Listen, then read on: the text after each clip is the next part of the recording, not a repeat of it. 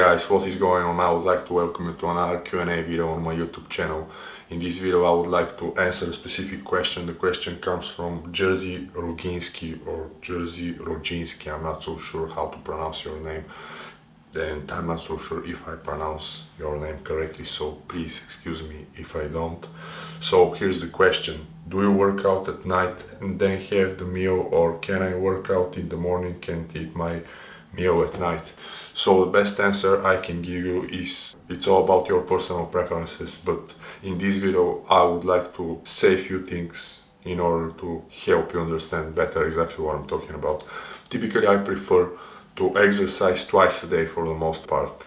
This is simply how I live, this is how I prefer to do it.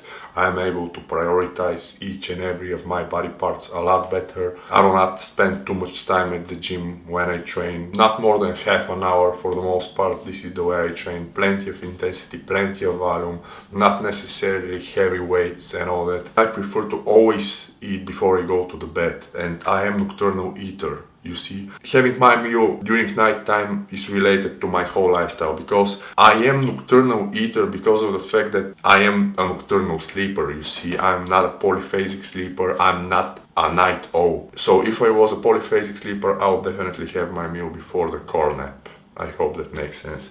What else? As you probably already know, turning the new food into the bioavailable energy requires plenty of energy.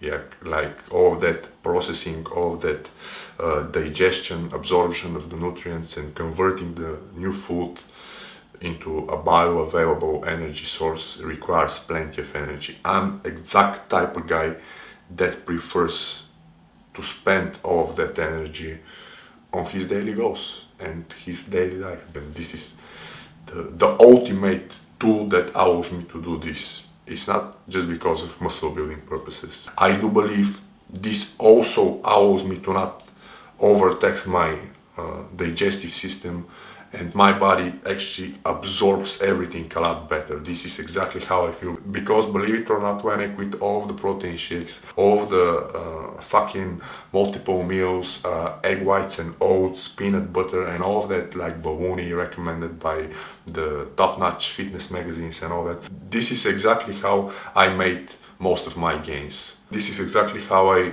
added most of my size. Staying without food post-workout, basically extending this post-workout window that all of the bodybuilders use in order to consume all kinds of calories that are available. I use this to get stuff done. I'm not so sure how everything works. I found this by accident through the ketogenic diet. This is actually how I adapted to this Omad lifestyle. Post-workout, after I exercise, for example, after I do my AM workout, then I'm extremely productive and inspired and driven. I'm a lot more driven, and this is something that really makes me kick ass. I do not encourage you to stay without food for like 24 hours post-workout if you are not a fat adapted individual. This is like the key ingredient in the whole situation, if I can put it like this. If you watch my YouTube channel, I talk a lot about this. I talk about the whole relation between the 1 meal a day plan and the ketogenic state, the deep state of ketosis. Your body is able to reach the state of ketosis either via eliminating dietary carbohydrates or food restrictions via intermittent fasting. During periods of absence of food, your body will probably enter the state of ketosis. You probably already know this. And if you combine both, in my personal opinion, this is one of the most powerful tools for physique improvement, fat burning, adding muscle mass, especially if you're a natural athlete, because this boosts your hormone levels. And on the other hand, the ketogenic diet by itself, high cholesterol diet, you probably already know that the cholesterol is the building block of all of the hormones, especially the testosterone. So if you feel the same way about this thing, about this prolonged post-workout fasted window, if I can put it like this, I definitely encourage you to firstly adapt to a ketogenic diet, unless you want to experience some type of brain fog, probably you can get some jittery type of a feel, probably you can get a little bit of anxiety throughout the fasted state. At the end of the video, I would like to give you this as an additional tip. This is extremely important. Human bodies have the ability to store up to 40,000 calories in form of stubborn fat and up to 400 grams of carbohydrates in form of muscle glycogen. In my personal opinion, this definitely varies for each and every individual, because if you have like a mass monster that is around 280 pounds, probably this guy has the ability to store a bit more carbohydrates than someone like me who is not more than 200 pounds. You probably already know this, but for the most part it's incomparable, like 40,000 calories. If you're a fat adapted individual, your body will automatically tap to those 40,000 calories during this 24-hour fast.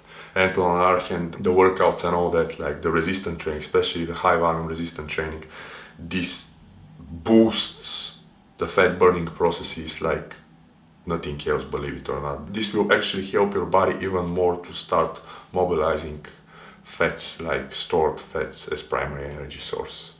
So yeah, this is everything I wanted to say. Oh, and by the way, if you think like all of the things that I'm saying are some sort of a baloney, or this is some nonsense because this guru says this and that guru says that, I highly encourage you to Google this out, like Dr. Damian Agustino. This is probably the ultimate ketogenic specialist out there. He develops diets for the black ops.